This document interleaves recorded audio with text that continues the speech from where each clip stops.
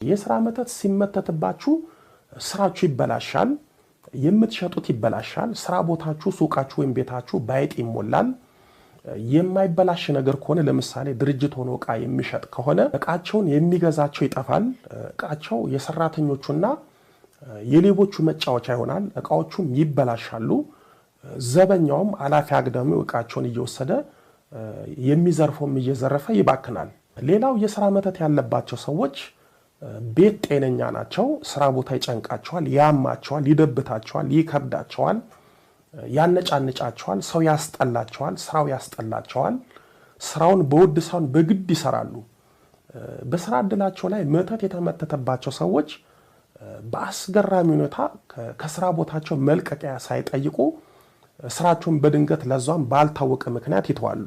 የስራ መተት ጥሩ የስራ እድላችሁን ይዘጋል። ልክ እንደ አብራን ክርት በስራ ምክንያት ያንከራትታል። ባለ ድርጅትና ባለ ሱቆች ከሆኑ ስራ ቦታቸው ድርሽ አይሉም፣ አይሄዱም። ስራ ቦታቸውን ሲያስቡት ያስጠላቸዋል። እንደውም ስራቸውን ትተው እንደ ቁራሌው ሲዞሩ ይውላሉ።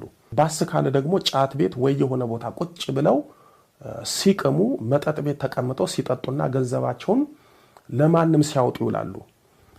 አንዳንዱ በስራ መተት ሲያዝ የስራው ቦታ መሄድ ያስጠላዋል፣ ግን መሄዱ ደግሞ ግድ ይሆንበታል። የዚህን ጊዜ በሚሰራበት ሰዓት መሄድ ትቶ ስራው በሚዘጋበት ሰዓት ይሄዳል። ሄዶም ቀኑን ሙሉ የተሸጠውን ገንዘብ ወስዶ ሰው ሲጋብዝ ገንዘቡን ሲበትን ሲያባክን አምሽቶ ባዶ እጁን ወደ ቤቱ ይሄዳል። መተቱ የጸናበትና በመተት የዞረበት ደግሞ ስራው ቦታ በፍጹም አይሄድም። ስራ ቦታ መሄድ ሞት መስሎ ይታየዋል። ግን የሰራበትን ወይም የተሸጠውን ገንዘብ ያለበት ቦታ ድረስ አስመጥቶ ሲያባክን ሲጠጣ አምሽቶ ወደ ቤቱ ይሄዳል።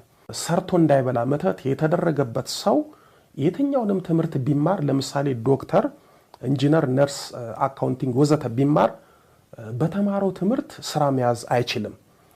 ስራ የሚገኝበት ትምህርት ቢማሩ እንኳን እንደነሱ የተማሩት በቀላሉ ስራ ያገኛሉ፣ እነሱ ስራ ያገኙ